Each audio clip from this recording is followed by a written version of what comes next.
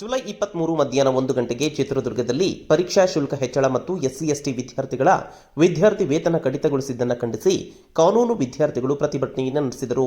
ಚಿತ್ರದುರ್ಗದ ಓಬವ್ವ ವೃತ್ತದಿಂದ ಡಿಸಿ ಕಚೇರಿಯವರೆಗೆ ಬೃಹತ್ ಪ್ರತಿಭಟನಾ ಮೆರವಣಿಗೆಯನ್ನು ಕೂಡ ನಡೆಸಲಾಯಿತು. ಇನ್ನು ಇದೇ ಸಂದರ್ಭದಲ್ಲಿ ಸಮಾಜ ಕಲ್ಯಾಣ ಇಲಾಖೆಯ ವಿರುದ್ಧ ಆಕ್ರೋಶವನ್ನು ಕೂಡ ವಿದ್ಯಾರ್ಥಿಗಳು ವ್ಯಕ್ತಪಡಿಸಿದರು.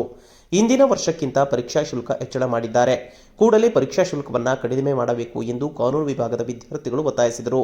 ಅಷ್ಟೇ ಅಲ್ಲದೆ ಎಸ್ಸಿ/ಎಸ್ಟಿ ವಿದ್ಯಾರ್ಥಿಗಳ ವಿದ್ಯಾರ್ಥಿ ವೇತನವನ್ನು ಕಡಿತ ಮಾಡಿದ್ದು, ಕೂಡಲೇ ಕಡಿತಗೊಳಿಸಿದ ವಿದ್ಯಾರ್ಥಿ ವೇತನವನ್ನು ಬಿಡುಗಡೆ ಮಾಡುವಂತೆಯೂ ಕೂಡ ರಾಜ್ಯ ಸರ್ಕಾರಕ್ಕೆ ಆಗ್ರಹಿಸಿ ಚಿತ್ರದುರ್ಗದ ಜಿಲ್ಲಾಡಳಿತಕ್ಕೆ ಮನವಿ ಪತ್ರವನ್ನು ಕೂಡ ಸಲ್ಲಿಸಿದರು. ಇನ್ನು ಈ ಸಂದರ್ಭದಲ್ಲಿ 100ಕ್ಕೂ ಹೆಚ್ಚು ಮಂದಿ ವಿದ್ಯಾರ್ಥಿಗಳು ಪ್ರತಿಭಟನೆಯಲ್ಲಿ ಭಾಗಿಯಾಗಿ ರಾಜ್ಯ ಸರ್ಕಾರ ಮತ್ತು ಸಮಾಜ ಕಲ್ಯಾಣ ಇಲಾಖೆಯ ವಿರುದ್ಧ ಆಕ್ರೋಶವನ್ನು ಕೂಡ ವ್ಯಕ್ತಪಡಿಸಿದರು.